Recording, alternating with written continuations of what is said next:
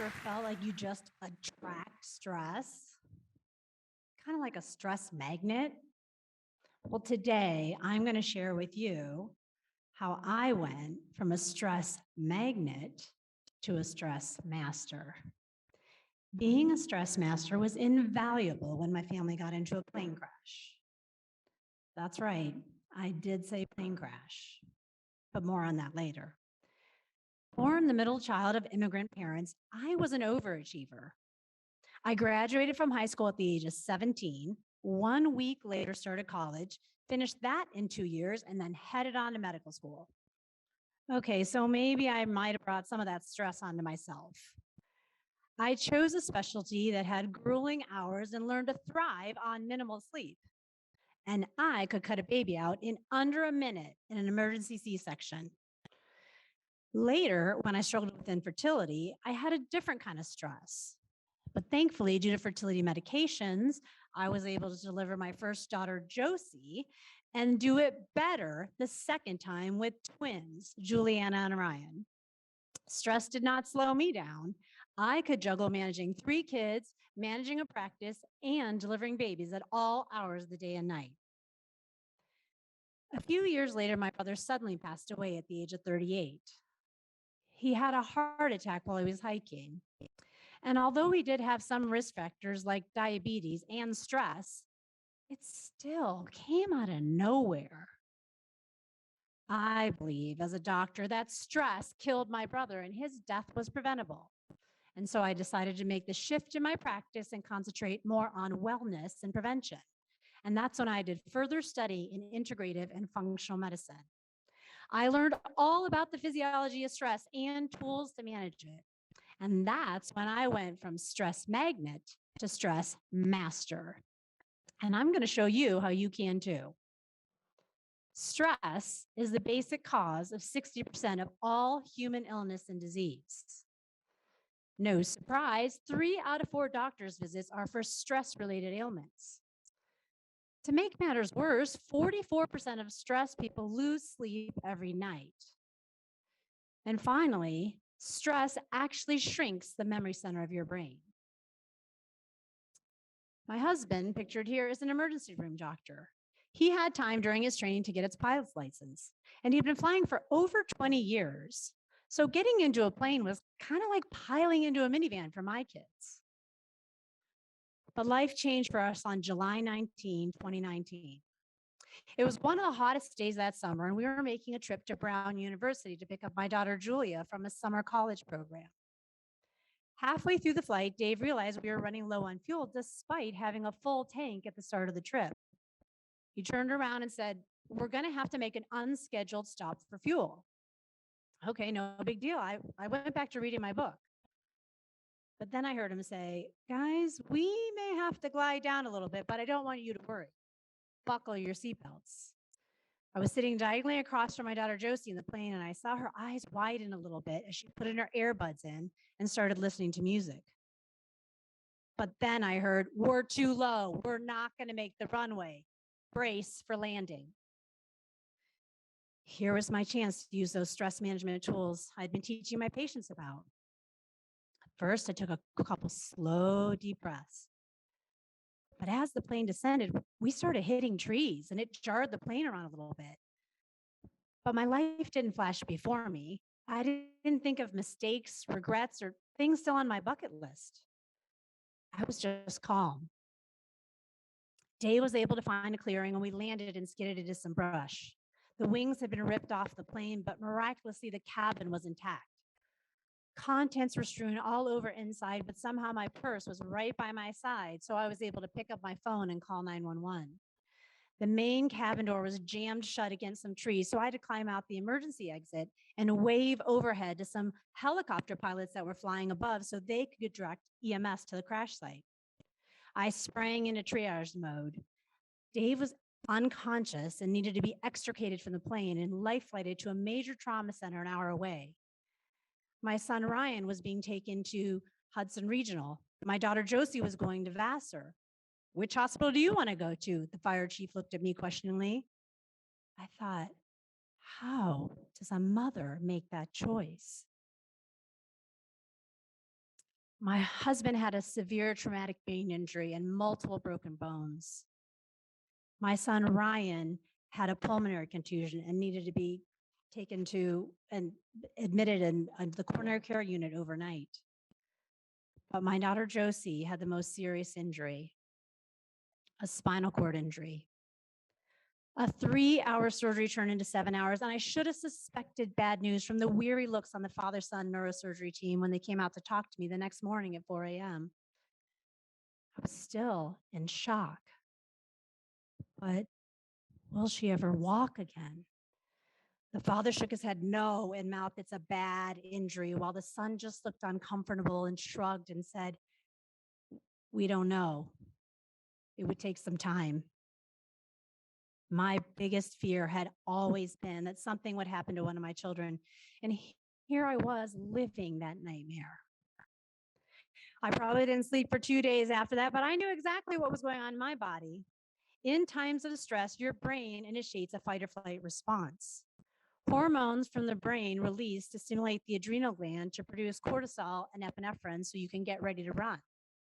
Your brain doesn't know the difference between having a deadline at work, being attacked by a bear, or just surviving a plane crash. The physiological response is the same. Increase your heart rate to make you more alert, increase your blood sugar to fuel those muscles so you can run. Well, that worked in the prehistoric days. You either lived or died from that bear attack. But after the attack, the caveman didn't go back to his cave and say, "What if the bear comes back? Should I install a security system? Where am I going to hunt for food now?" No, he had life or death stress followed by a period of rest and recovery. He didn't experience the effect of chronic stress. He was sleeping 12 hours a night because there was no electricity, and he was eating that trendy paleo diet. Thankfully, today, many of you will not have a brush with death. But what we do have is chronic, unrelenting stress with no reprieve. No one is exempt from stress. I mean, hello, just look at the year 2020. Even plants, bacteria, and invertebrates without a nervous system have an adaptive response to stress. Leading researcher on stress, Hans Selye, proposed the theory, the general adaptation to stress. In the first phase, the alarm phase, your body meets the demands of stress. If stress persists, persistently high cortisol starts to disrupt your metabolism, break your body down, and cause inflammation. If this keeps going, you're going to find yourself in the exhaustion phase, where the brain and the adrenal gland become dysregulated, and you have periods of low cortisol, followed by apathy, fatigue, weight gain, and insomnia. Persistently high cortisol is the cause of inflammation, which is the hallmark of chronic disease. It increases your risk of heart attacks, diabetes, and has been associated with a poor prognosis after cancer diagnosis. At the time of my accident, my normal stress management tools would have been running or spending time with friends. But I found myself living in New Jersey for 2 months while Dave and Josie were in inpatient rehab. I couldn't run for weeks because I had a concussion, and I was far away from my circle of support. So I had to figure out some other tools that would work for me during this times of stress. But that's when I learned that hope is the key to resilience. It's not the stress that kills us, it's our reaction to it, says Hans Selye. But hope is different than optimism. Optimism is the belief and expectation that the future will be good. But hope is the belief that the future will be good, even in the face of difficulty. But more than that, hope is the mnemonic for the tools that I found were really helpful during this time of stress. H is for heart rate variability, O is for ohm, P is for people, and E is for exhale. I remember in the ICU back in those early days, Josie couldn't even roll over in bed without calling a nurse. She had multiple tubes and monitors coming out of her body, was constantly throwing up. And there was a moment when my strong, beautiful, and stoic child looked up at me with tears of despair. I looked her straight in the eye and I said, "This is not the end of the story. This is not how you're going to end up. I'll call everyone and we'll try everything." And although I rarely get emotional, I had to struggle to keep it together. But then I saw her eyes change. And what I saw in her eyes was hope. Once you choose hope, anything is possible, said Christopher Reeves after he sustained a spinal cord injury at C2, the highest vertebrae just below the brain. He was able to maintain hope despite being dependent on a ventilator and being paralyzed from the neck down. So it's your perception of stress that matters. Studies in various fields are showing that resilience depends just as much on culturally relevant resources available to stressed individuals in their natural, social, and built environments as it does on the individual's thoughts, feelings, and behaviors, according to Michelle Unger and Linda Theron. So does that mean that hope could actually help you get better health? The connection between hope and positive mental health is not new information and has well been studied. But could it translate to better outcomes after medical trauma? It turns out there's even been some studies specifically on spinal cord injury and hope, but those were focused mostly on psychological outcomes. Caitlin Long and her team found that a greater sense of hope was associated with less cancer, less chronic conditions and mortality, less sleep issues, an improvement in psychosocial relationships, an improvement in life satisfaction and purpose, and an improvement in social wellness. So back to the mnemonic. H is for heart rate variability. Anyone who's had a baby knows that we obstetricians monitor the fetal heart rate during labor. We are trained to interpret this tracing to determine whether or not the baby's in distress. Well, this is adult heart rate variability. The beat-to-beat variability correlates with coherence. There's a ton of data out on this lately, and many gadgets now monitor this, including my Aura Ring. Some people like me don't feel stress, so this is an objective measurement of what stress is doing to your body. In a study using a tool to measure heart rate variability for about 11,000 people for 9 weeks, they found an increase in focus, sleep, and calmness, and a decrease in anxiety, fatigue, and depression. And this 40 to 50% decrease in anxiety and depression is higher than the statistics we see with prescription antidepressants. So Josie and I used a tool called Heart Math to monitor our heart rate variability. O is for Om, or meditation. In my early days as a stress master, I used to try to get my patients to reduce their stress. Well, that never worked for long. There was always another stress right around the corner, something they couldn't control. One of my patients was finally able to lower her cortisol levels better than any supplement or prescription had after she took a course on meditation. I was sold. I downloaded the app Headspace that day and made it part of my routine 3 years ago. Kwok et al. Found that meditation produces an immediate enhancement and resilience that is sustained. Now with YouTube and apps, meditation and yoga are things you can do anywhere you want, anytime you want. P is for people and the power of community. I realized I couldn't do it alone. I was overwhelmed by our community that showed up, both for the twins back at home and those that came out to New Jersey to help us. It was really hard for me to ask for help. I was always the helper and the giver. But in times of stress, you shouldn't do it alone because loneliness and social isolation have been linked to an increased risk of cardiac events. So your peeps are just as important for your physical health as they are for your mental health. E is for exhale or for breathing. We all tend to hold our breath during stressful times. And let's face it, during our crazy busy 24/7 days, how often do you really stop to take a deep breath? Many wearables now prompt us to do so at regular intervals. 2 types of breathing that I find helpful are single nostril breathing and box breathing. Let's all do this together now. In single nostril breathing, take a finger, plug one side while taking a breath in, and switch fingers and exhale.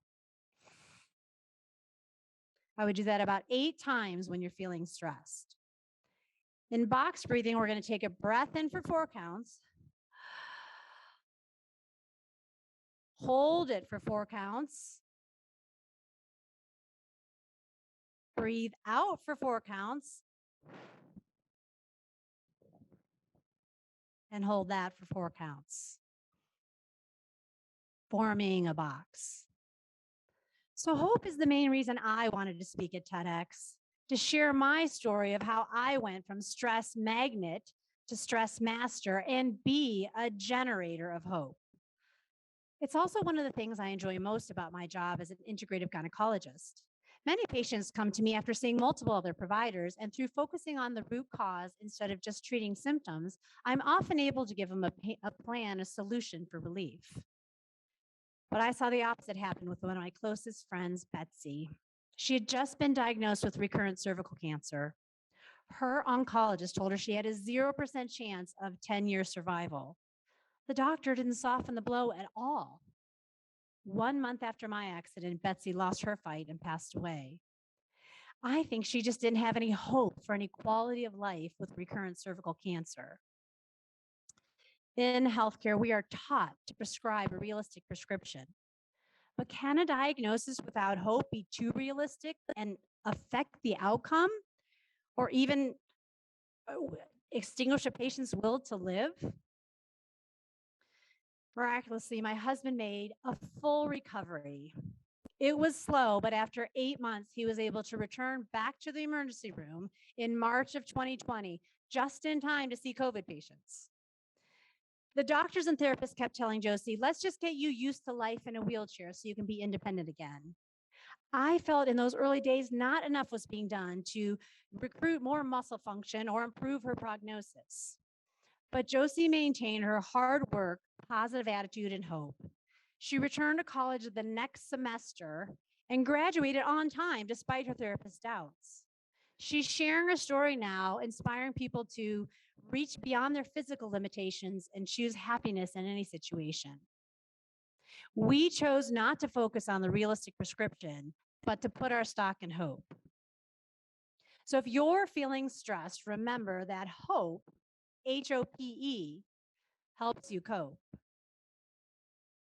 This is a video of Josie 16 months after the accident. While she's not back to her baseline and may never be, and is still dependent on a wheelchair for mobility, she has recovered far more than anyone ever said she would and is thriving. This is the power of hope. Thank you.